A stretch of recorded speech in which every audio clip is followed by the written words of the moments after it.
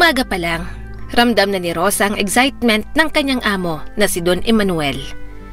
May ngiti sa labi nitong pasayaw-sayaw habang naglalakad sa hapagkainan kung saan siya naghahanda ng umagahan para dito.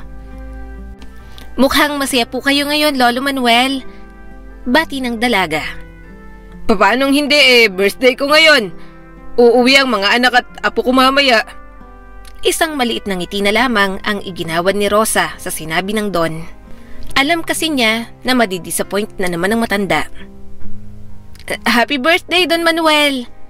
Yon ang kadalasang pagbati ng mga trabahante sa lupaing pagmamay-ari ng Don na masaya namang ipinagpapasalamat ng huli. Buong araw ay sabik na sabik ang Don, ngunit pagsapit ng gabi, katulad ng kadalasang nangyayari, naghintay na naman ang matanda sa wala.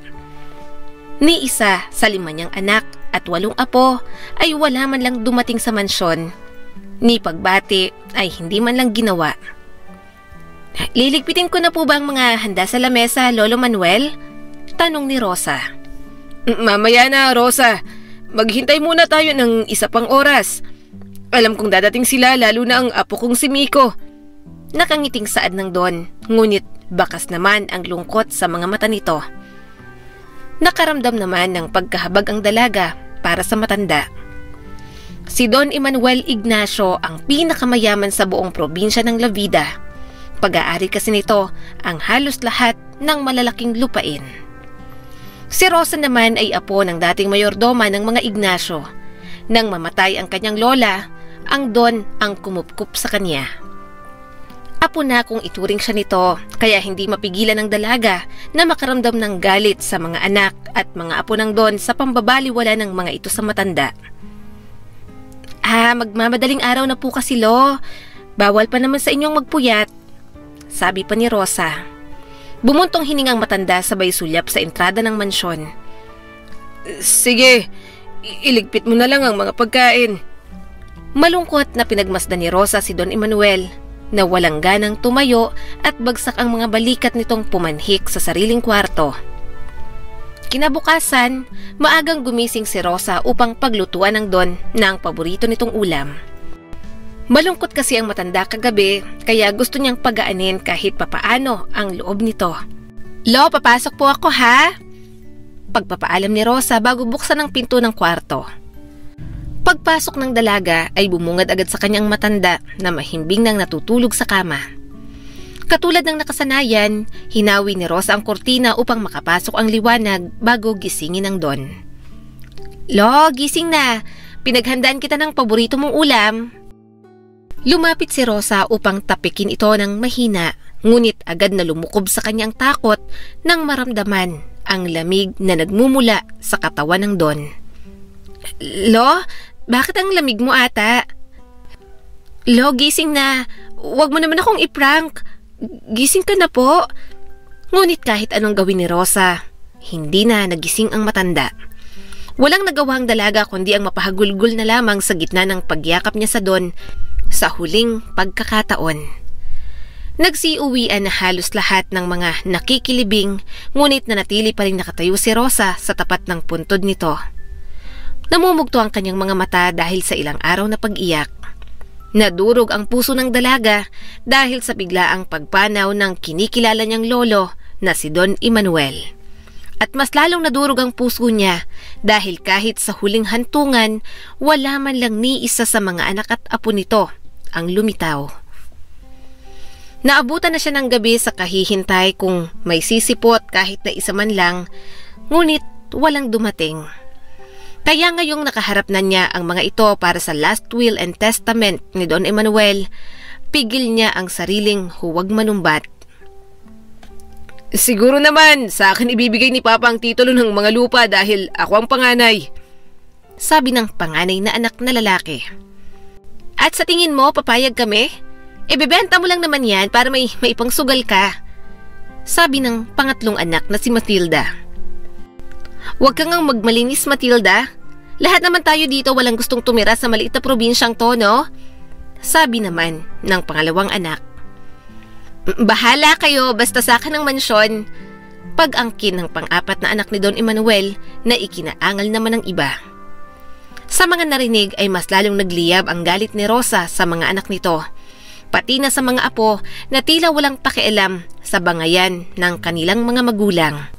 By the way, attorney, who is this woman ba? Pagpansin ng isa sa mga apo ng Don na maarteng nakatutok ang tingin kay Rosa na nakatayo lamang sa isang tabi. Siya si Miss Rosa Alvarez, apo ng dating mayordoma ng mga Ignacio na kinupkup ni Don Emanuel. So, apo ka pala ni Manang Roseng?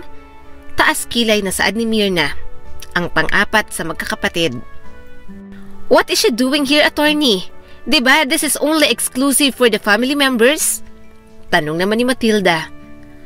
Well, kasama si Miss Alvarez sa last will and testament ni Don Emanuel kaya dapat lang na nandito siya. Paglilinaw ng abogado, dahilan upang umani yon ng samut-saring pagtutol. Paano nangyari yun, attorney? She's not part of the clan. Paalisin mo ang hampas lupang yan dito. Hindi pwede, Miss Mayumi. We cannot outcast the sole inheritor. What do you mean?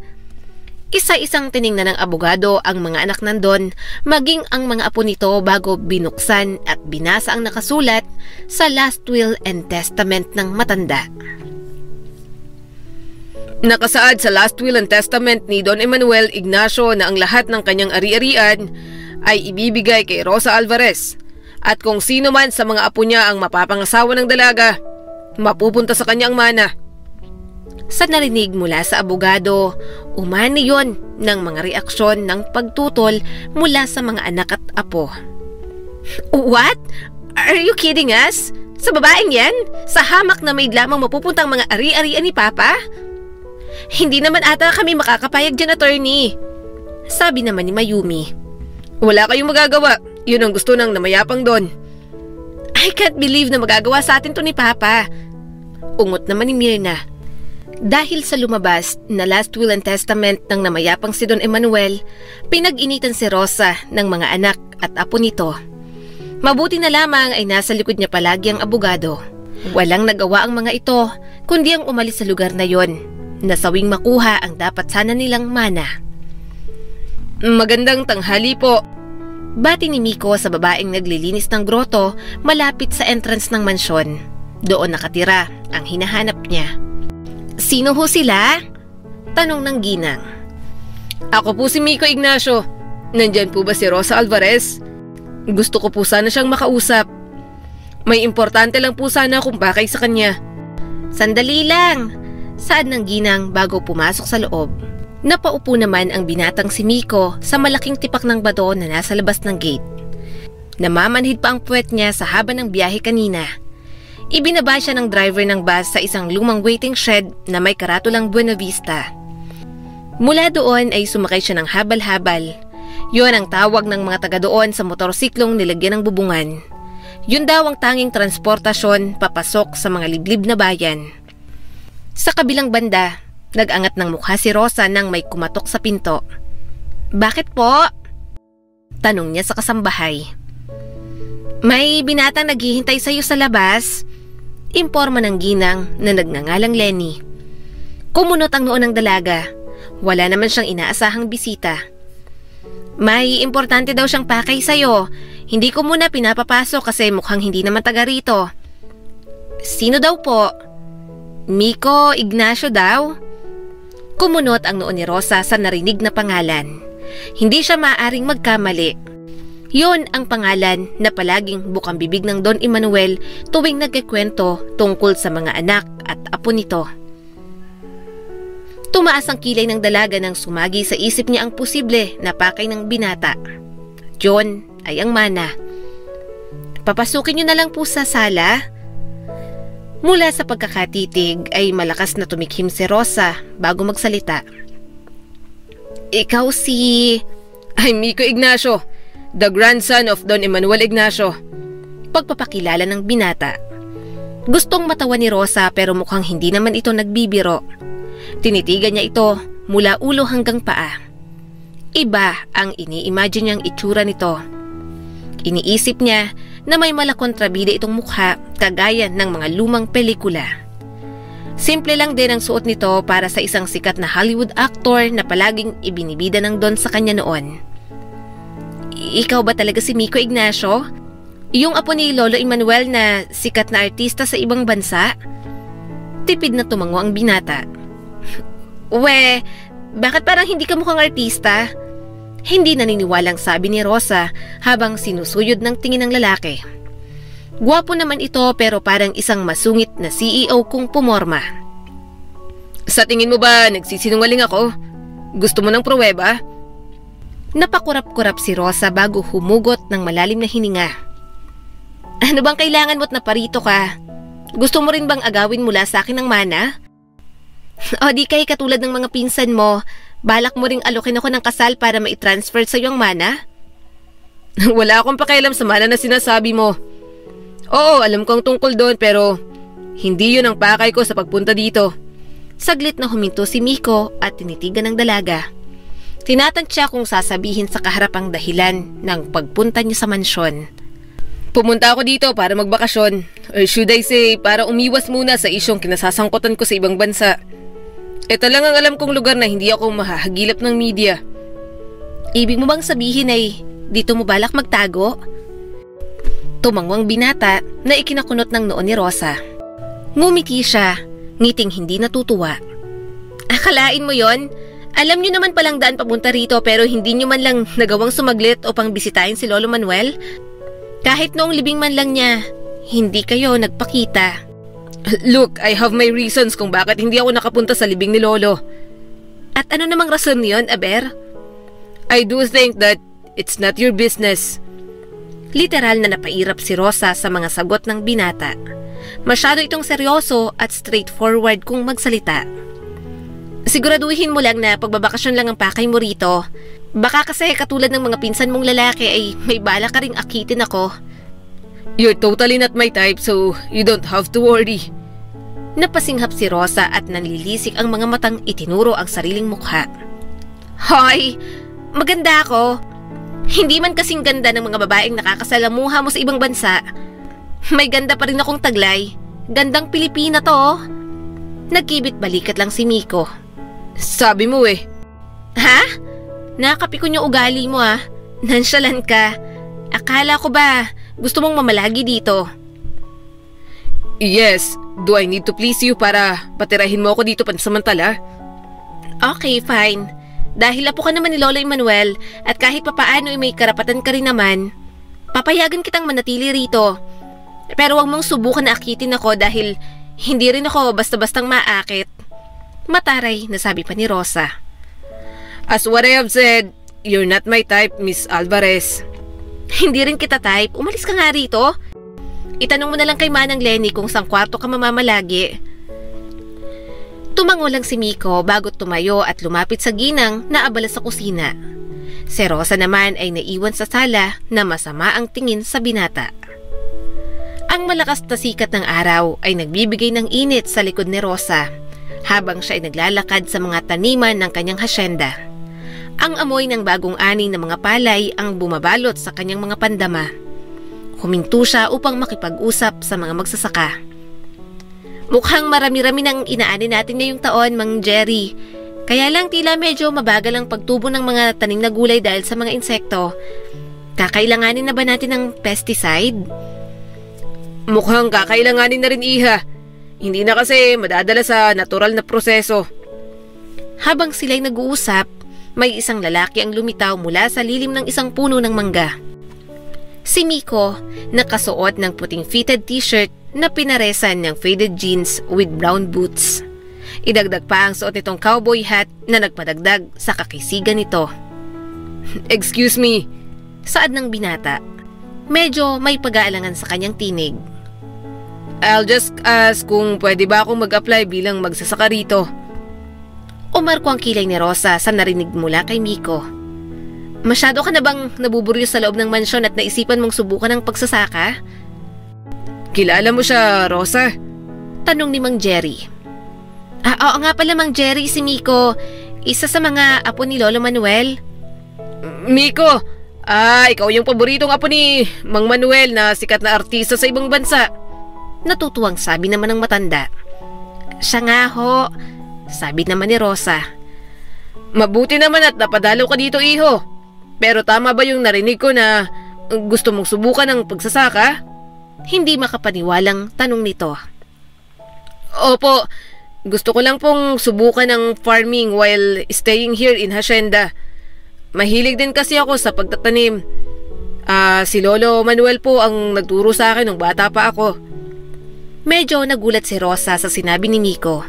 Hindi niya kasi inaasahan na magiging interesado sa pagsasaka ang binata, lalo pat lumaki naman ito sa ibang bansa. Mabuti, pabulong na sabi ni Rosa. Ang kanyang boses ay malambot kaysa sa dati. Maaari kang magtrabaho dito, ngunit huwag mong isipin na madali ang pagsasaka. At sa unang pagkakataon, sumilay ang ngiti sa labi ni Miko. Dahilan upang makaramdam ng kakaiba si Rosa. Mabilis siyang tumalikod sa binata at hinarap muli si Mang Jerry. Kayo na po ang bahala sa kanya, Mang Jerry. Tumango ang matanda at inaya na si Miko sa palayan. Si Rosa naman ay nagtungo na rin sa kubo upang tulungan si Mang Lenny na ihanda ang merienda ng mga magsasaka bago pumanhik pabalik ng mansyon. Pagkatapos magbihis ni Rosa ng pambahay ay dumiretso siya sa kwadra. Tulad ng inaasahan, naroon nga ang kabayong si Rose. Nasisiyahang hinaplos niya ang makintab na balahibo nito. Ang namayapang Don Emmanuel ang nagpangalan sa kabayong yon. Hinango ang pangalan ng kabayo sa kanyang pangalan. Ilang sandali pa'y nasasabik niya itong sinakyan at nagtungo siya sa kakahuyan sa paanan ng bundok na madalas niyang pinupuntahan pagkatapos ng mga ilang araw na pagkaabala sa hasyenda. Pagkarating ni Rosa sa bukal, itinali niya muna ang kabayo sa puno katabi ng batis na inaagusan ng tubig sa bukal. Pagkatapos ay tinalunto niya ang mga bato patungo sa isang falls. Napakalinaw ng tubig noon, sandaling pinagmasdan niya ang refleksyon doon ng langit at ng berdeng kakahuyan bago siya yumuko para sumalok ng tubig na iinumin. Masarap talaga ang tubig sa bukal. Hindi niya pwedeng ikumpara yon sa pinakamahal mang mineral water na nakabotelya.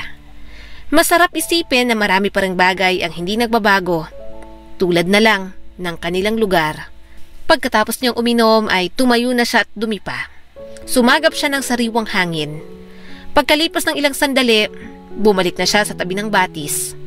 Isa-isa niyang hinubad ang mga suot at saka itinabi ang mga yon sa kanyang riding boots. Wala namang tao sa paligid. Lahat ng tao sa farm ay naroon sa linang. Pagkatapos ng patanim ay siguradong may kasayahan pa ang mga ito. Kasama na roon ang inuman at kainan kaya walang makakakita sa kanya roon kahit na maghubad pa siya. Mas malalim ngayon ang batis kaysa nung huling paliligo niya roon. Kung dati ay hanggang binti ang tubig noon, ngayon ay halos umabot yon sa kanyang bewang. Matagal ang tag-ulan ng nagdaang taon kaya marahil lumalim ang batis. Pinagsawa ni Rosa ang sarili sa pagtatampisaw sa tubig. Nang makita niyang malapit ng lumubog ang araw, umahon na siya at bumalik sa pinag-iwanan niya ng mga damit. Dadamputin na sana niya yon nang makita niya sa bunto noon ang isang matabang ahas. Nakataas ang ulo nito at nakatingin sa kanya. Hindi siya makasigaw, hindi rin siya makagalaw dahil anumang oras ay posibleng tuklawin siya ng ahas. Nagpalingalinga siya para maghanap ng bagay na maibabato o maipanghahampas sa ahas na yon. Kaya lang ay baka tuklawin siya nito kapag kumilo siya agad.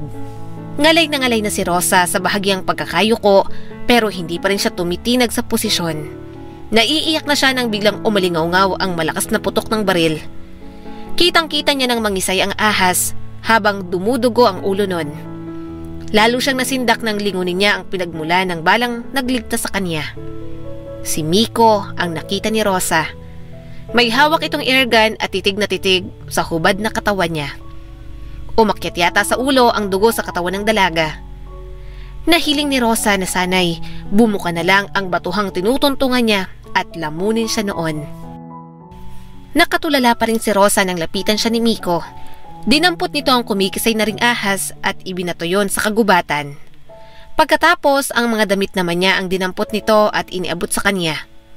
Magbihis ka na, utos ni Miko.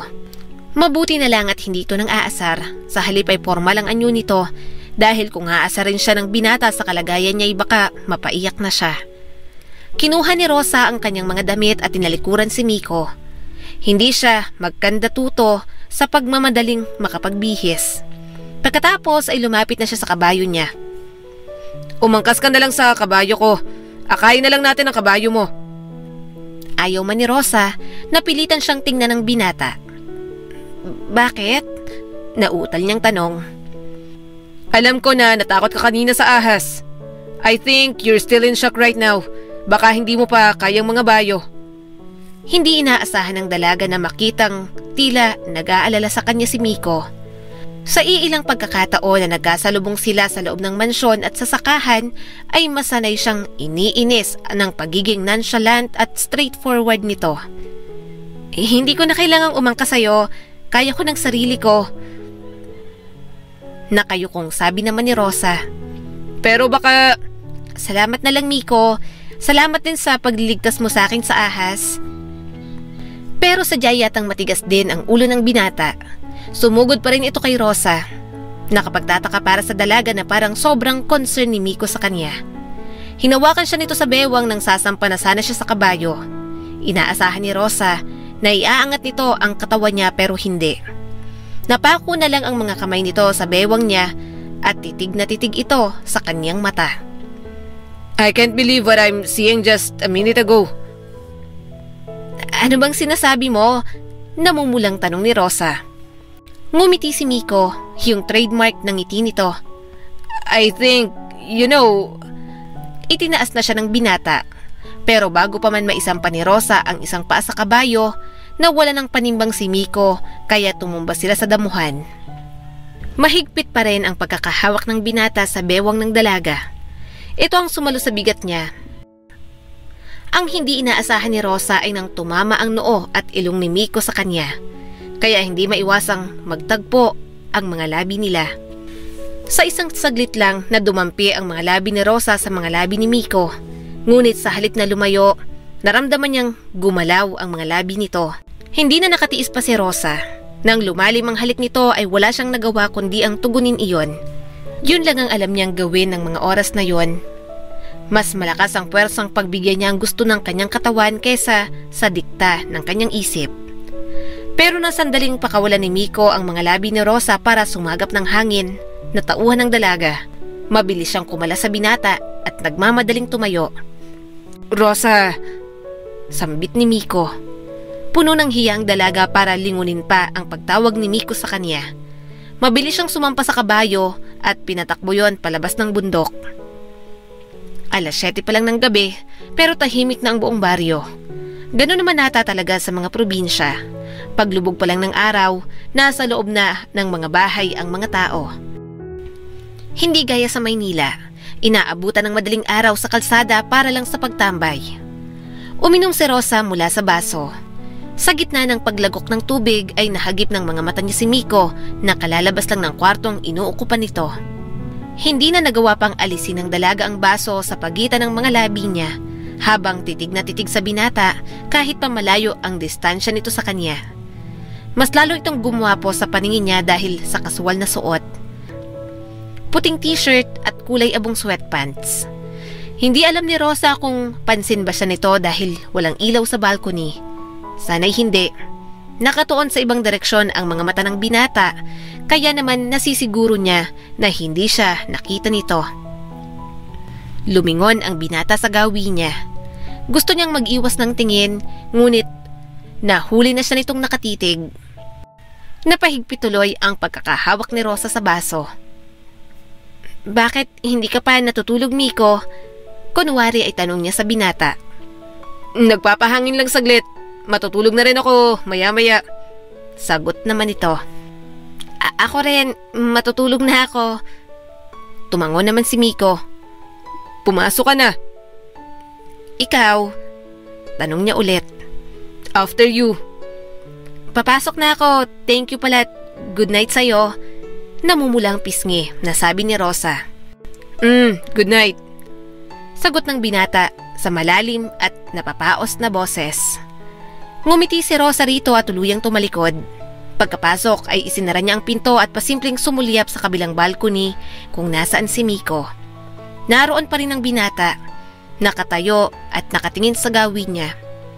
Mabilis na isinarado ni Rosa ang pinto at yumuko. Tila may dagang naghahabulan sa dibdib niya. Nakakahiya, Rosa. Sumilip ka pa kasi. Bulong niya sa sarili. Kinabukasan, papasok pa lang si Rosa sa kusina nang nakasalubong niya si Manang Lenny na may dalang bayong. Naroon ang mga merienda para sa mga magsasaka. Saglit na namulang pisngi ng dalaga nang may naisip. Manang Lenny, ngayon nyo na po ba ihahatid ang merienda sa mga magsasaka? Oo, Iha. Bakit, may ipapaabiso ka ba? Tanong naman ang ginang. Wala naman po. Gusto nyo po bang ako nang maghahatid niyan sa sakahan? Ayos lang ba sa'yo, Iha? Baka kasi makaabala pa. Nako, hindi po. Wala nga po akong ginagawa ngayon. Medyo nakakabagot dito sa loob kaya ayos lang na ako ang maghahatid niyan. Nakangiting sambit naman ang dalaga. Baka sa mukha ni Manang Lenny na naguguluhan ito sa inakto ni Rosa. Ngunit kalauna ito mango ang ginang at inabot sa dalaga ang hawak na bayong. Malugod niya naman itong tinanggap. Salamat, Iha. Walang anuman po, Manang.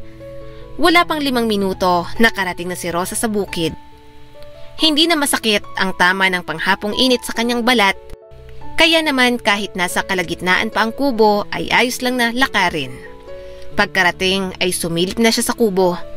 Inaasahan niya nang marami siyang makikitang magsasaka kabilang si Miko, pero wala sila doon. Tanging si Jeff lang ang naroon. Nakatayo ito, nakatalikod habang nagpupunas ng pawis. Magandang hapon, basag niya sa katahimikan. Mabilis na lumingon si Jeff sa gawin ni Rosa at napaayos ng tayo. Rosa, ikaw pala. Pilit na iniwasan ng dalaga ang mapatingin sa hubad na dibdib ng binata. Pasensya na sa abala, nagdala ko ng merienda para sa mga trabahante. Ganun ba? Tulungan na kita. Nakangiting sabi naman ni Jeff. Lumapit ang binata kay Rosa at inabot ang ilang Tupperware bago pumasok muli sa kubo. Sumunod naman ang dalaga hanggang sa loob. Nasaan ang ilang magsasaka? Hindi na napigilang tanong ni Rosa.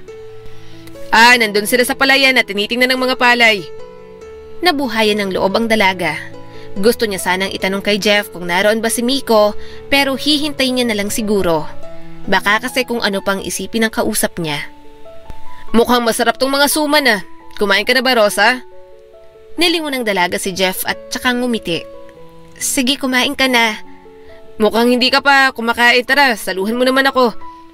Hindi sumagot si Rosa, ngunit hindi na siya nakatanggi nang pagsandukan siya ni Jeff ng mga pagkain. Heto. Humarap si Jeff sa kanya at ibinigay ang plato. Ayaw sanang tanggapin ni Rosa pero nahihiya naman siyang tanggihan ito. Buti na lang at naagapan ng mga peste. Oh, Rosa! Gulat na sabi ni Mang Jerry.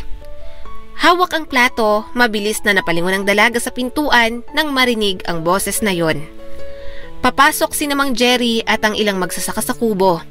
Huling pumasok si Miko.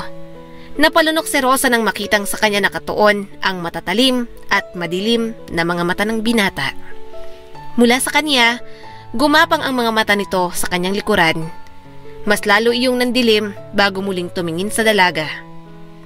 Ba't maraming pagkain? Dala mo bang mga to, Rosa?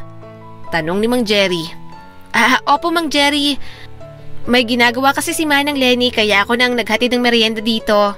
Sagot ni Rosa nang hindi inaalis ang mga mata kay Miko. Aba, nakakahiya naman at nag-abala ka pa pero salamat. Sabi naman ni Manang Jerry. Naglakad palapit si Miko sa gawin ni Rosa. Ramdam na ramdam tuloy ng dalaga ang malakas na pintig ng puso niya na tila ba nagwawala dahil sa malamig na titig na ipinupukol nito sa kanya. Huminto ito sa kanyang harapan. Sa lubong ang makakapal na kilay at tila ba nagtataka kung bakit siya naroon. Bahagya pa siyang tumingala dahil sa tangkad nito. Ngumiti si Rosa sabay angat ng hawak niyang plato. Kain tayo? Inirapan siya nito na tila ba iritado bago siya nilampasan. Nawalan tuloy ng gana sa pagmimerienda si Rosa habang pinagmamasdan si Miko sa isang sulok. Tahimik itong kumakain ng dala niyang pansit at suman. Ayaw pa nga nitong sumandok kanina pero Nang si Mang Jerry na mismo ang nag-abot ng paper plate ay wala na rin itong nagawa. Nung siya ang nag-aya, inirapan lang siya nito. Masarap ang pansit, Rosa. Ikaw ba ang nagluto nito? Tanong ni Mang Jerry dahilan para mapahinto ang dalaga sa pagkakatulala sa plato. Nag-angat siya ng tingin sa matanda at tipid ng umiti. Si Manang Lenny po ang nagluto. Pwede ba ako mag-uwi sa bahay? Singit naman ni Jeff. Pwede naman, nakangiting sabi ni Rosa. Malakas na bumuntong hininga si Miko dahilan para mapatingin ang dalaga sa gawin nito. Inilapag ni Miko ang paper plate sa mesa at tahimik na kinuha ang baso ng tubig. Ni hindi man lang siya binalingan ng kahit kaunting tingin. Tapos ka na, Miko? Tanong ni Mang Jerry. Tumango ang binata matapos uminom ng tubig. Tapos na po. Mas lalong nawala ng gana si Rosa na ubusin ang pagkain dahil sa hindi pagpansin ni Miko sa kanya. Huminga siya ng malalim. Mukhang maling ideya na nagpunta pa siya sa sakahan. Hindi bale, nabusog naman ang mga magsasaka kaya ayos na rin. Lalabas lang po ako saglit. Nag-angat muli ng tingin ng dalaga nang magsalita si Miko. Walang emosyon ang mukha nito nang lumabas ng kubo. Tila iritado. Natapos ng lahat ng mga magsasaka sa pagkain, hindi pa rin bumabalik si Miko. Lubog ng araw at ang langit ay kulay kahel na. Mamaya lang ay lilitaw na rin ang buwan pero mukhang walang tsansa na makausap ni Rosa ang binata. Rosa, salamat ulit sa merienda. Gusto mo bang sumabay na sa amin umuwi? Tanong ni Mang Jerry sa dalaga na tamad na inaayos ang mga Tupperware. Ayos lang po, Mang Jerry. Ayusin ko pa po itong mga gamit. Nauna na rin po kayo. Sigurado ka? Pwede kitang hintayin, Rosa. Ako nang maghahatid sa iyo sa mansyon. Singit muli ni Jeff. Pansin ni Rosa na kanina pa singit ng singit ang binata kapag may pinag-uusapan. Ang hilig makisali. Nako, wag na. Ayos lang. Kung sa bagay, nariyan pa naman si Miko. Kayong dalawa na lang ang magsabay sa pag-uwi para may magdadala rin niyang pinaglagyan ng mga pinagkainan. Total ay sa iisang bahay lang naman kayo umuuwi. Sabi pa ni Mang Jerry. Tuluyan ang nagpaalam kay Rosa ang mga magsasaka. Sa gitna ng pag-aayos niya ay bumalik si Miko na tahimik pa rin. Hindi na sumubok ang dalaga na magsalita pa dahil may pakiramdam siya na mapapahiya lang. Imbis na lingunin ay nagpatuloy na lang siya sa pag-aayos ng mga gamit sa bayong. Ang malamyos na sinag ng araw na tumatagos sa mga siwang ng haligi ng kubo ay tumatama sa kayumanggi niyang balat. Nang matapos ay binitbit na ni Rosa ang mga yon at pumihit. Ganun na lang ang pagtalo ng puso niya nang makita si Miko sa kanyang harapan mismo. Miko? Gulat na sabi ni Rosa. Madilim, seryoso at walang emosyon ang mga mata ng binata habang nakatitig sa kanya. Uuwi na ako, nauutal pang sabi ng dalaga. Astang lalagpasan na ni Rosa si Miko nang hawakan nito ang kanyang siko at marahang hilahin pabalik. Kunot noon niya itong tiningala. I'm sorry. Nagpakawala si Rosa ng malalim na buntong hininga. Bakit ka nagsasorry? May pagtatampo pa rin siyang nararamdaman para sa binata kahit wala naman siyang karapatan. Gusto lang naman niyang makita ito kaya ginawa niyang dahilan ang pagdadala ng merienda. Hindi kaagad sumagot si Miko. Sa halip ay muli siya nitong hinila sa marahan na paraan at iniupo sa mahabang silya na naroon. Parang walang lakas si Rosa na sumusunod lang sa kahit na anong ipagawa ng binata sa kanya. Paskwat na naupo si Miko sa harapan ng dalaga. Nagbaba si Rosa ng tingin rito. Ang mga mukha nila ay halos maliit na lang ang agwat sa isa't isa. Ang mga kamay ng binata ay nasa magkabilang gilid ng hita niya na tila ba ikinukulong siya. I'm sorry for ignoring you. Ngumuso si Rosa. Alam niyang marupok siya. Ramdam niyang tatraido rin siya ng emosyon sa mga sandaling yon. May nagawa ba ako sa'yo na hindi mo nagustuhan? Tanong ni Rosa. Wala. Ba't hindi mo ako pinapansin kung ganon? Nagdala lang naman ako ng merienda para sa inyo. Para sa amin ba talaga o para kay Jeff at nadamay lang kami? Napanguso na sabi ni Miko. Mabilis na nagsalubong ang mga kilay ni Rosa sa sinabi ni Miko. Gustong umangal sa akusan nito. Anong para kay Jeff? bakit naman siya nasali sa usapan? Nagtatakang tanong ni Rosa. Tumaas ang kilay ng binata, lalo tuloy itong nagmukhang suplado. Nag-uusap kayo nung dumating ako at nakatopless pa siya, Rosa. Siya lang naman ang nasa kubo pagdating ko. Alam nga namang yung punang kausapin ko. At isa pa, naabutan ko na siyang hubad nang dumating ako, no? Naiilang nga ako eh. Paliwanag naman ng dalaga at nag-iwas ng tingin. Kung ako ang naabutan mong walang damit pang itaas, may ilang ka rin ba? Hindi, tititigan pa nga kita. Sagot ng malanding utak ni Rosa pero hindi niya yun magawang sabihin. Siyempre, may ilang talaga ako. Hindi naman ako sanay makakita ng katawan. Yun na lang ang naisagot niya. Sa susunod, huwag ka nang tumingin sa katawan ng ibang lalaki. Sa akin na lang dapat. Pahina ng pahina na sabi ni Miko. Nag-init ang pisngi ng dalaga sa sinabi nito. Titig na titig pa ito sa kanya. Malalim yon at nanunuot. Kaya lalo siyang pinamulahan ng pisngi. Hindi si Jeff ang rason kung bakit ka nagpunta rito, ayon na rin mismo sa'yo. Kung idadahilan mong merienda, sa pagkakaalam ko ay si Nanay Lenny ang palaging naghahatid at hindi ikaw. Anito, inuubusan ng dahilan ng dalaga na pwedeng iba to. Anong totoong dahilan, Rosa? Nanuyo ang lalamunan ng dalaga. Mabilis ang pagkaripas ng tibok ng puso niya. Pakiramdam niya ay mayroong hipnotismo ang mga mata ni Miko na magiging dahilan para aminin niya ang totoong rason kung bakit siya naroon. Gusto ko lang talaga na ako ang magdala ng merienda.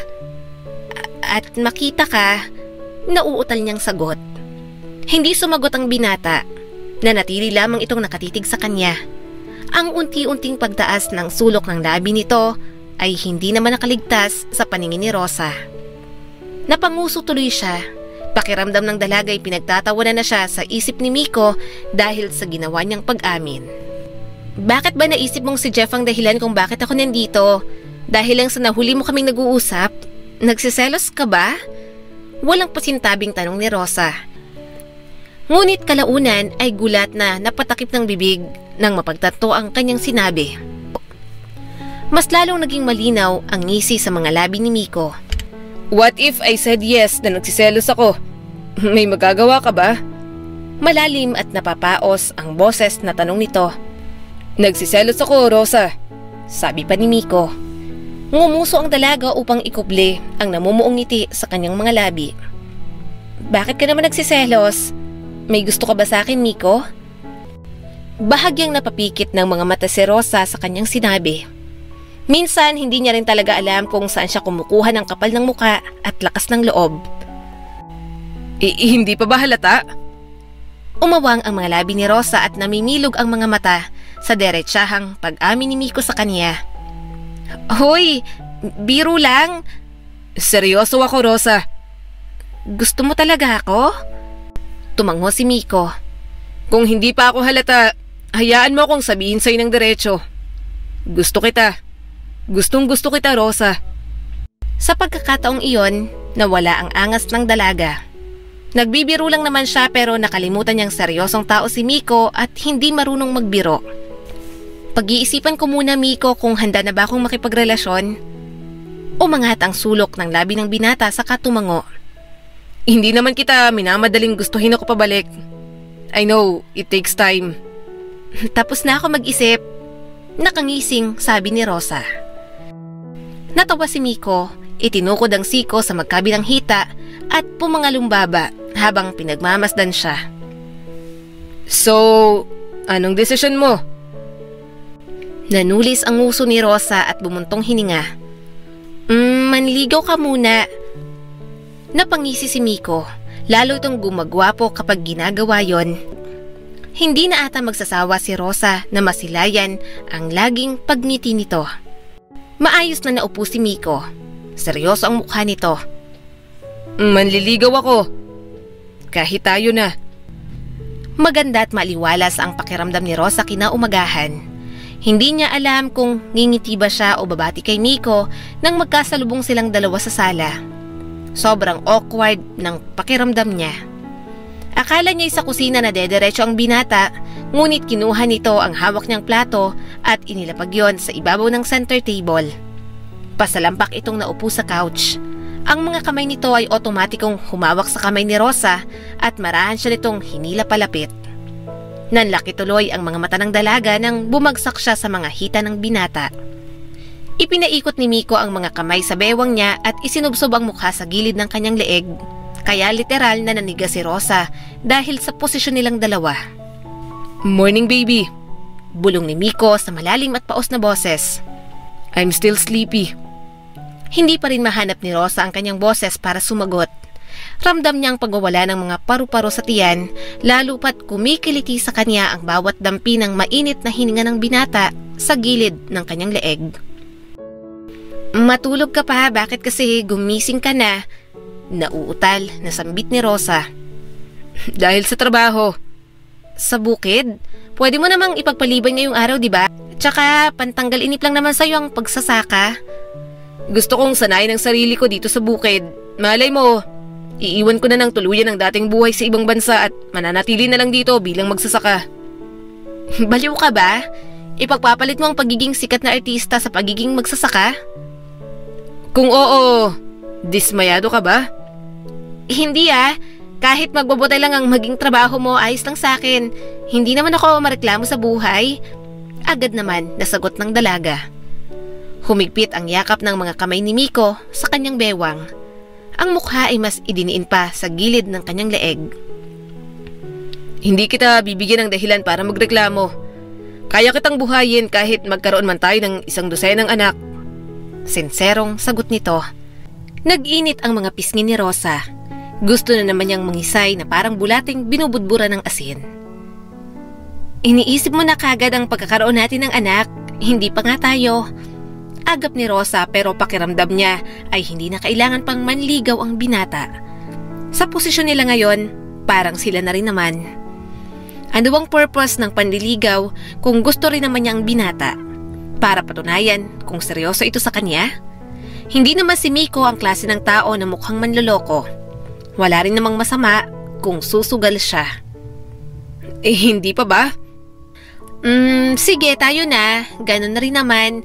Doon na rin ang punta natin. Katulad ng sinabi ko, liligawan pa rin kita kahit tayo na, Rosa. Desididong saad ni Miko. Ipapakilala kita sa aking mga magulang kapag bumisita sila rito. Ngumiti si Rosa at nilingon ang binata. Nag-angat naman ang tingin si Miko sa kanya. Mapungay ang mga mata. Mabait ba sila? Tanong ni Rosa. Hindi pa nakikilala ni Rosa ang mga magulang ni Miko kahit noong last will and testament ni Don Emmanuel ay wala rin naman kasi ang mga ito maging si Miko. Kumbaga, missing in action ang pamilya nila. They are. Medyo stricto lang si Mama pero ngumingiti rin naman. Parang ikaw rin pala. Oo, parang ganun. Tumitig muli si Miko sa mga mata ni Rosa. Inayos ang ilang takas na buhok at inipit sa gilid ng tenga ng dalaga. Ang ganda mo palagi, bulong ng binata. Ramdam na naman ni Rosa ang pag-iinit ng kanyang mga pisngi. Nasisiguro niyang sa mga oras na yon ay pansin na ng binata ang pamumula niya. You're seriously making me crazy whenever I see you blushing. Ikaw naman kasi lagi mo akong pinapakilig. Sambit naman ang dalaga. Mahinang natawa si Miko. Imbes na sumagot ay mas lalo pang dumiin ang bawat titig nito sa dalaga.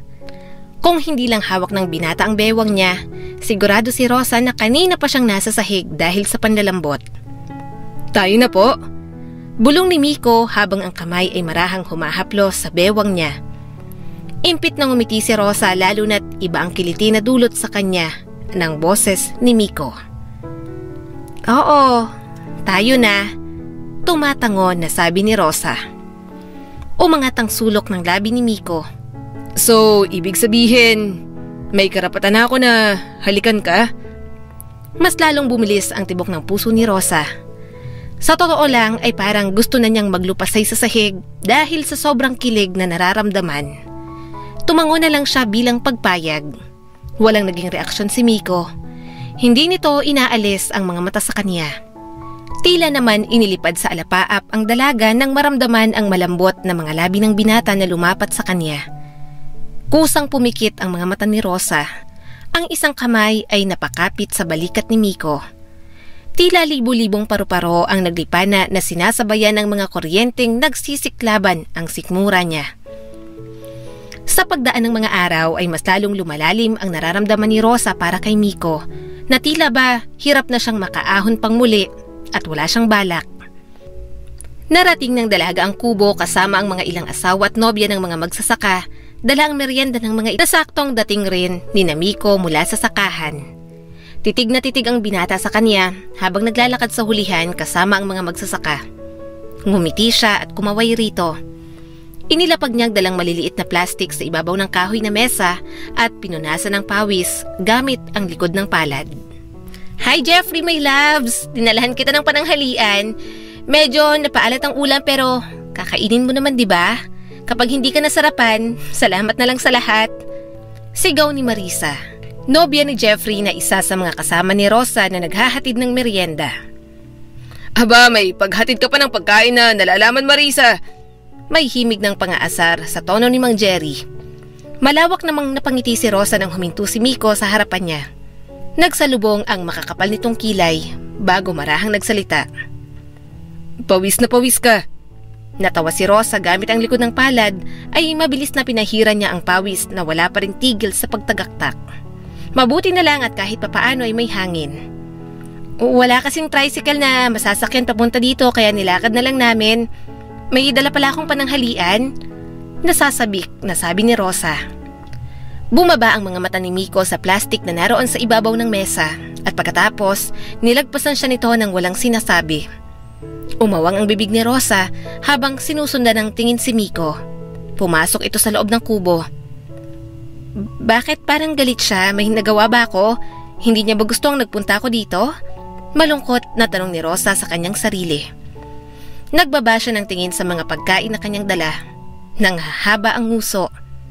May nagawa ba akong Naputol sa pagsasalita si Rosa nang maramdaman niya ang pag-angat ng kanyang t-shirt sa likuran at ang haplos ng tuwalya doon. Bahagya siyang lumingon at nakita si Miko mula sa gilid ng kanyang mga mata. Marahang pinupunasan ito ng tuwalya ang likod ng dalaga, nabasa na rin ng pawis. Hindi ka na sana nagpunta kung alam mong wala kang masasakyan. Hindi ko rin gustong nagpapatuyo ko ng pawis dahil lang sa akin. Muling napanguso si Rosa. Nagpipigil ng ngiti dahil sa kilig. Ayos lang naman. Saka gusto ko talagang dalhan ka ng pagkain at baka wala kang baon. Sinadya kong hindi magbaon dahil gusto kong umuwi at makasama ka sa pananghalian, Rosa. Matapos ang ginagawang pagpunas ni Miko sa kanyang likod ay hinarap siya nito. Ang mukha naman niya ang pinunasan nito ng tuwalya. Humagikhik si Rosa. Hindi mo naman kasi sinabi. Paano kita maliligawan kung palagi mo kong inuunahan? Humagalpak ng tawa ang dalaga. Kung hindi mo kasi naitatanong, inilapit niya ang labi sa tenga ng binata. Dati akong lalaki. Sinilip niya ang reaksyon ni Miko. Nakabusangot ang mukha at halatang hindi nagustuhan ng biro niya. Babae ka na ngayon? Muling humagikhik si Rosa. Oo, ginawa mo akong babae. Tumangot-tango si Miko. Dumukwang ito at ginaya ang posisyon ng dalaga kanina. Ito naman ngayon ang malapit sa tenga ni Rosa at astang may ibubulong. Gusto mo ba na gawin kitang tunay na babae? Maghintay ka. Pakakasalan kita, Rosa. Seryosong sabi nito. Mabilis na natapos ang pananghalian. Nagpalipas lang muna sila ng ilang oras bago umuwi. Tapos na rin naman kasi ang gagawin ni Miko sa bukid. Hindi na masyadong mainit ang sikat ng araw kaya naman nilakad na lang nila ang daan pauwi sa mansyon. Pero kahit naman mainit ay ayos lang kay Rosa basta ay kasama niya ang binata. Handa siyang magpatusta sa araw basta para kay Miko. Alam na sa baryo ang tungkol sa relasyon nilang dalawa. Maging sa mga tiyahin at tiyuhin at sa mga pinsan ni Miko ay nakarating na rin ang balitang iyon. At iisa lang ang komento ng mga ito na kailangang mag-ingat ni Rosa sa binata dahil tanging ang mana lang mula sa Don ang habol daw nito sa kanya. Ngunit nagkibit balikat lang ang dalaga. Masarap ba ang ulam na niluto ko? Medyo nagpatulong ako kay Manang Lenny. Tanong ni Rosa sa gitna ng kanilang paglalakad. Masarap. Sobra. Tinuon ni Rosa ang mga mata sa kalsada ng may ngiti sa labi. Buti na lang at tinuruan na ako ni Lola noon kung paano magluto. Wala din namang magiging problema kung hindi ka magaling sa pagluluto. Hindi rin yun magiging dahilan para ipagpalit kita at maghanap ng iba. Tugon ni Miko sa seryosong tono. I already committed myself to you, Rosa. No shallow reasons could make me turn my back on you. Huminga ng malalim si Rosa. Wala na. Hulog na talaga siya para sa binata. I hope the same thing goes with you. Oo naman.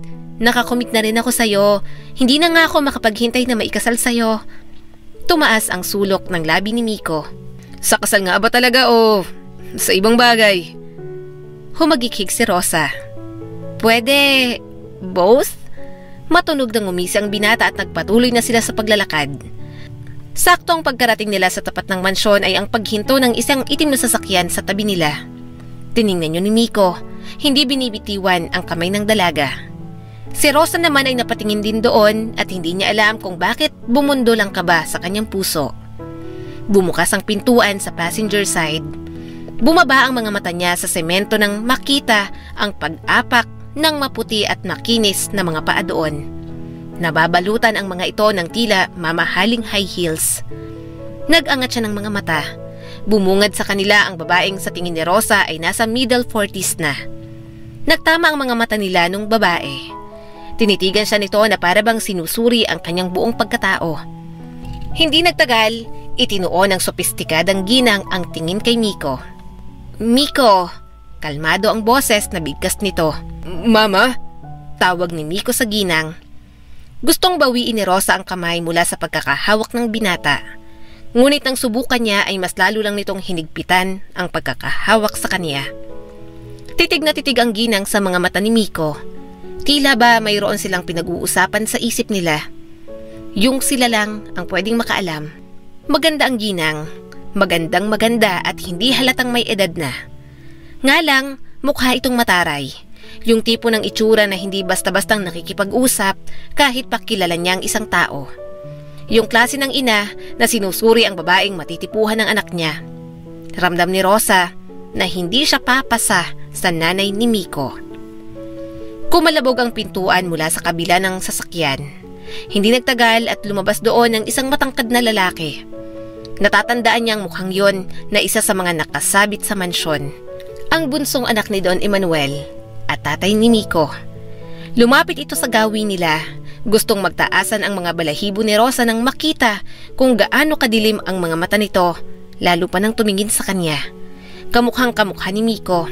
Hindi may pagkakaila na mag-ama sila. Walang hindi nakuha sa kanya. Parang pinagbiyak na bunga. Mootoridad, makapangyarihan. Son, sabi ni Mikael. Yumakap ang lalaki kay Miko kaya sandaling binitiwan ng binata ang kamay ni Rosa.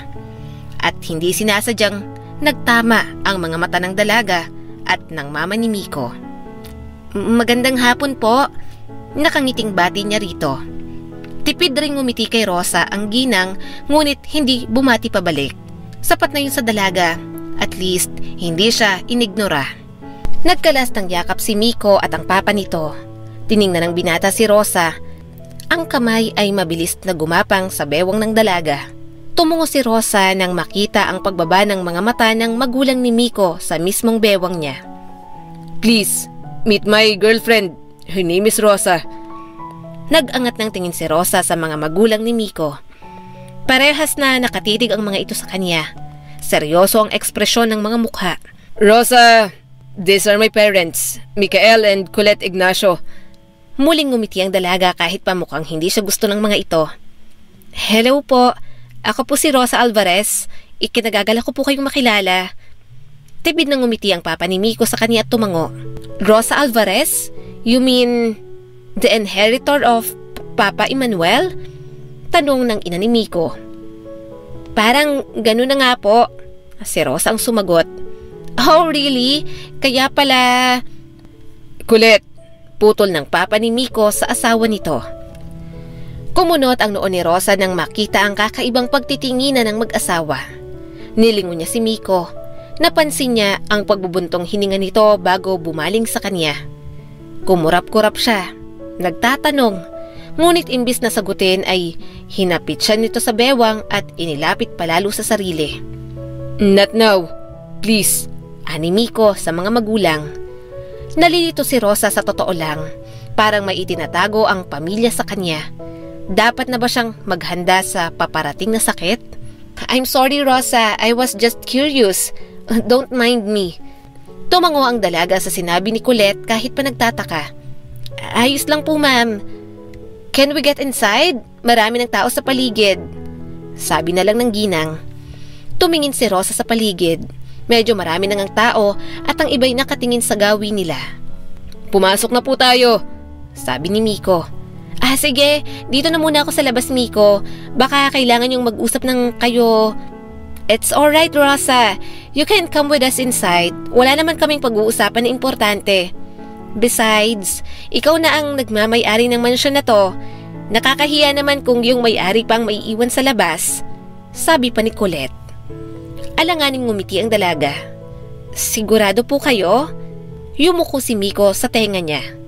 Stop asking and just come with me. Hindi rin naman kita hahayaan dito sa labas. Ngumuso si Rosa at tiningnan ng binata. Bakit? Mamimiss mo ako agad? Lagi naman. Napahagik tuloy si Rosa. Natigil lang siya nang marinig ang pagdikhim ng papa ni Miko. Pilit na lang siyang ngumiti sa mag-asawa. Nahihiya sa kanyang inakto. Haling na po kayo. Pasok na tayo. Pag-aya ni Rosa sa mga ito. Tumango ang mag-asawa at sumunod sa kanila. Habang naglalakad, hindi maiwasan ni Rosa ang makaramdam ng pagkailang.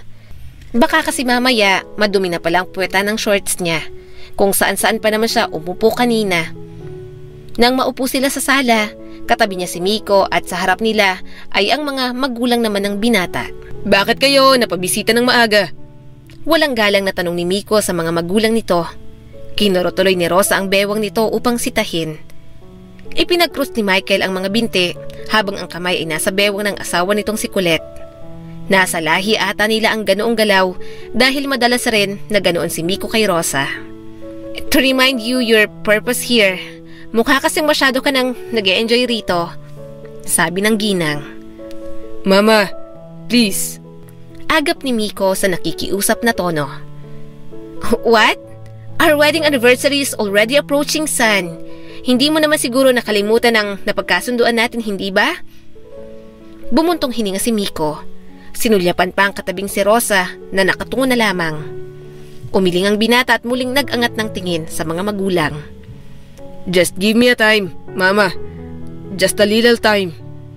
Pagak na tumawang ina ni Miko at may paglalaro sa mga matang nakatitig kay Rosa na ngayon ay puno ng kalituhan ng mukha. Seems like you're falling on your own trap, son. You better make a good decision. Eksaktong nasa tapat na si Rosa ng pintuan papunta sa balkonahe nang marinig niya ang tila nasisiyahang tinig ng daddy ni Miko. You did a good job, son. Natutuwa akong sinunod mo ang gusto namin ng mommy mo dahil napatunayan mong kayo na nga ni Rosa. Gaya ng sinabi ko sa'yo, hindi ko na itutuloy ang planong arranged marriage niyo ni Sydney. Let's not talk about this, Dad. Baka dumating na si Rosa at marinig pa kayo. Why? Mahal ka naman niya, hindi ba? And you love her too, right? Dad. Naitakip na lamang ni Rosa ang magkabilang kamay sa bibig upang pigilan ang pag-alpas ng singhap. Hindi niya alam kung alin ang mas masakit. Yung narinig niyang utos lang pala ng magulang ni Miko ang lahat o yung hindi maamin ni Miko sa daddy nito na mahal siya nito. Ano ang ibig nitong sabihin? Na walang totoo sa mga sinabi nito at niloko lang siya? Para saan? Para sa mana? Dahil sa mga narinig, hindi na siya makapag-isip ng tama dahil mas nakatutok ang pansin niya sa sakit na kanyang nararamdaman. Ang isipin pa lang na si Miko ay nagsisinungaling sa kanya at nagpapanggap lang, hindi niya kayang tanggapin. Walang ingay na nilisan niya ang mansyon. Mabuti na lang at eksaktong may dumaan na habal-habal. Sumakay siya roon at nagpahatid sa bahay ng kaibigan niyang si Marisa. Sa ngayon, hindi niya muna haharapin si Miko at baka kung ano pa ang masabi niya rito. Rosa, please. Answer my calls. I'm worried. Bakit ka umalis ng biglaan? Narinig mo ba kaming nag-uusap, Rosa? Rosa, magpapaliwanag ako sa'yo. Sorry kung iniisip mo na nagsinungaling ako at niloko kita. Sagutin mo naman ang mga tawag ko. Sige, okay lang. Kung ayaw mo kong kausapin, gusto ko lang malaman kung okay ka. I love you. Ilan lang yon sa mga sunod-sunod na text messages ni Miko sa kanya. Hindi pa rin maampat ang pagtulo ng mga luha ni Rosa habang binabasa ang mga yon. Halos ito na ang sumakop sa inbox ng kanyang cellphone. Sa totoo lang, gusto niyang yakapin si Miko. Pero hindi niya rin magawa dahil natatakot siyang makaharap ang binata. Natatakot siyang tuluyan ng magwakas ang relasyon nila kapag kinumpirma nito ang lahat ng kanyang narinig. Muli ay wala siyang na-reply sa mga text ni Miko. Lumabas na siya ng silid at pumunta sa sala. Naroon si Marisa, nanonood ng pelikula. Umupo siya sa tabi nito at nanatiling nakatitig sa telebisyon.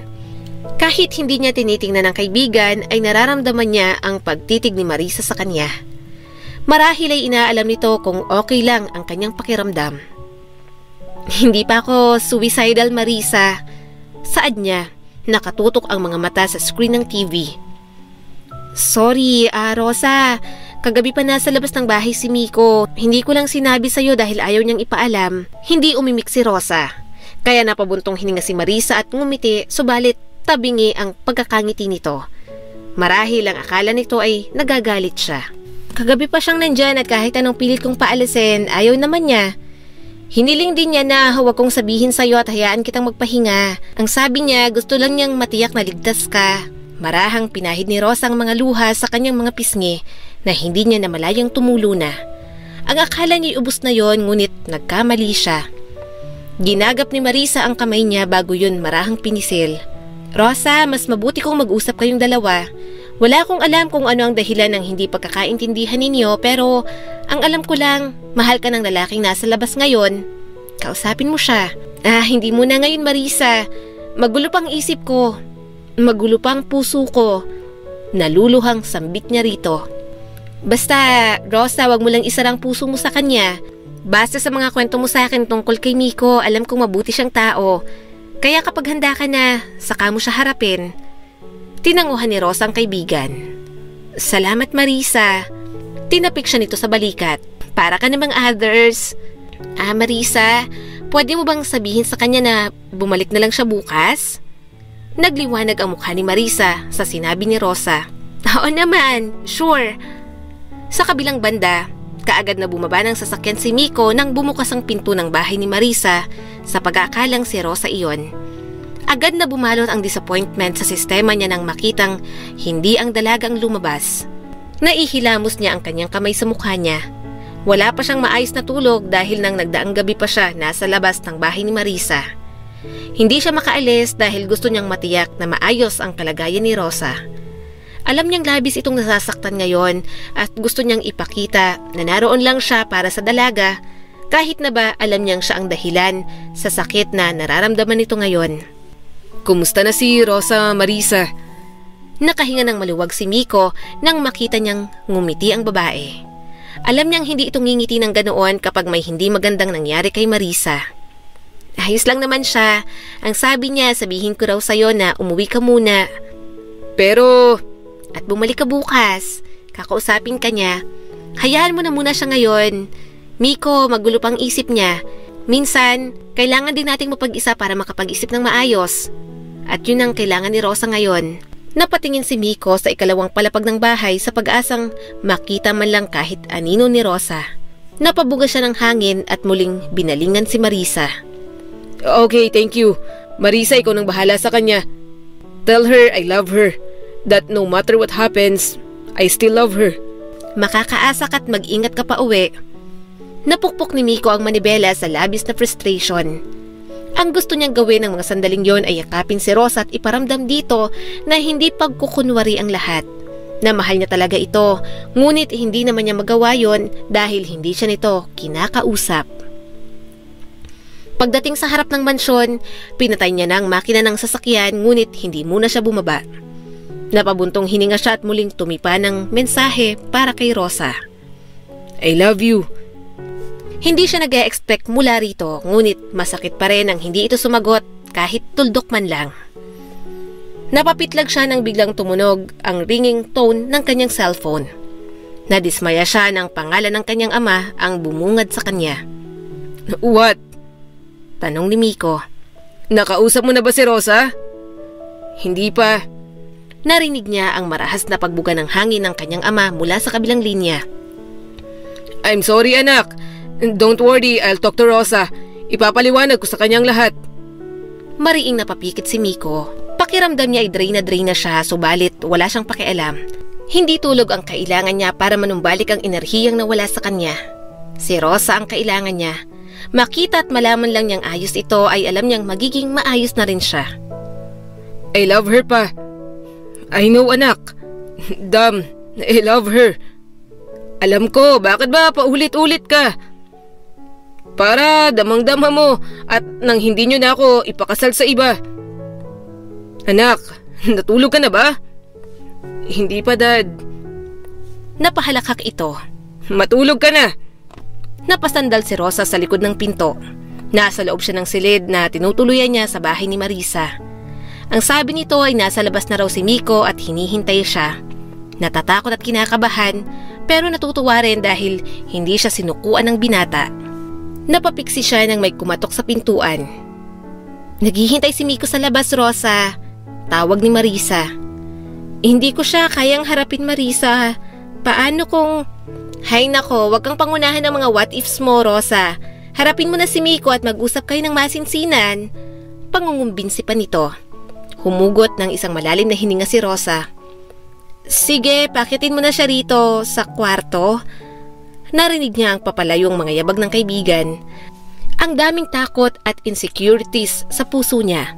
Parang mas gusto niyang magtago na lang. Rosa! Tawag ni Miko. Bumilis ang tibok ng puso ng dalaga nang marinig ang tinig ni Miko mula sa kabilang panig. Humarap siya sa pinto at ipinatong ang magkabilang kamay roon.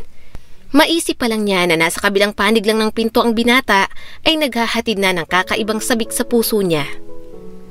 Pwede ko bang malaman kung bakit ka basta-bastang umalis na lang ng mansyon? Narinig kita. Narinig mong kausap ang daddy ko? Tumango si Rosa kahit na hindi siya nakikita ni Miko. Oo. Rosa, gusto ko lang malaman kung totoo ba yung narinig ko. Hindi ko kayang pag-isipan ka ng masama, Miko. Pero kasi nag-uugnay lahat eh. Iisa lang naman kasi ang gusto ng angkan nyo mula sa akin. Yung ipinamana ni Don Emmanuel. Sabihin mo sa akin, katulad ka lang ba ng mga pinsan mo? Na handa akong paibigan para lang maitransfer sa iyong mana? Kinagat ni Rosa ang kanyang ibabang labi para pigilan ang pag-alpas ng hikbi sa kanyang bibig. Rosa, I love you. Hayaan mo munang makapagpaliwanag ako. Tama ka. Ang mga magulang ko gusto nila akong ipakasal kay Sydney at tumanggi ako. Hindi pa ako handang magpatali noon. And then, nabalitaan ni Dad ang tungkol sa'yo. Ang tungkol sa mana. Actually, wala naman talaga kaming pakialam ron. Kasi mas marami pa kaming pera at properties kumpara kay Lolo. Pero hindi gustong mapunta ni Dad sa mga masasakim niyang mga kapatid ang mana. Yun ang dahilan kung bakit nagkaroon kami ng plano. At kasama ka doon. Ang sabi nila, iuurong lang ang plano ng pagpapakasal ko kay Sydney kapag ikaw ang naging girlfriend ko. Lalo yatang nadurog ang puso ni Rosa dahil sa inamin ni Miko. Kung ganon, hindi totoong may issue ka sa ibang bansa? Na sinadya mo talagang mamalagi rito para paibigin ako? Pagpapanggap lang bang lahat, Miko? No, wala akong balak na paibigin ka na lokohin ka. I came here to... Nagpunta ako rito para mag-propose sa'yo ng deal. Pero nung nakita kita, iba nang lumabas sa bibig ko. Bigla na lang na gusto ko nang manatili dito. Na makasama ka. Tuluyan ang napahikbi si Rosa sa narinig niyang isinagot nito. Huwag kang umiyak. Please, lahat ng sinabi ko'y totoo. Lahat ng ipinakita ko sa'yo totoo. Mahal kita, Rosa. Mahal na mahal. Mabilis na lumipas ang mga buwan. Habang tinitingnan ni Miko ang napakagandang bride na si Rosa, walang nakakaalam na sobrang kinakabahan na siya. Ang akala niya ay hindi na siya kakabahan pa pero hayun siya parang hihimatayin habang hinihintay ang paglapit ni Rosa sa kanya. Pagkatapos ng halos 1 taon at kalahati ng pagiging magkasintahan nila, napagpasyahan nilang magpakasal na. Napangiti siya habang nakatingin kay Rosa na naglalakad papalapit sa kanya. Kitang-kita niyang mga luha sa mga mata nito na pilit nitong pinipigilan. But instead of sadness, he saw happiness in her eyes. At natutuwa siya dahil siya ang dahilan kung bakit masaya ito ngayon.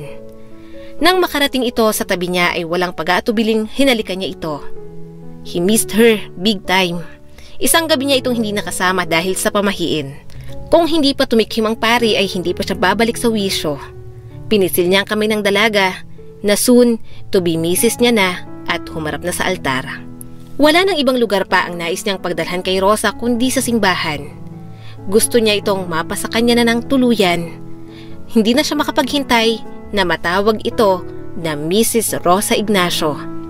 I love you, Rosa. Mahinang bulong niya. Nilingon siya nito at sa nanunubig na mga mata ay gumuhit ang isang matamis na ngiti sa labi. And I love you too, Miko. Walang perpekto sa mundo, pero para kay Miko, perpekto na ang buhay niya mula nang makilala niya si Rosa. Despite the pain and uncertainty, they finally found peace in each other's arms. Finally, nakamtan na rin niya ang tanging mana na inahabilin ng kanyang lolo Emmanuel at hindi ito matutumbasan ng kahit anuman. Muli, eto po si Skylar Guro at sana ay na-enjoy ninyo ang kwento natin ngayon. Maraming salamat po.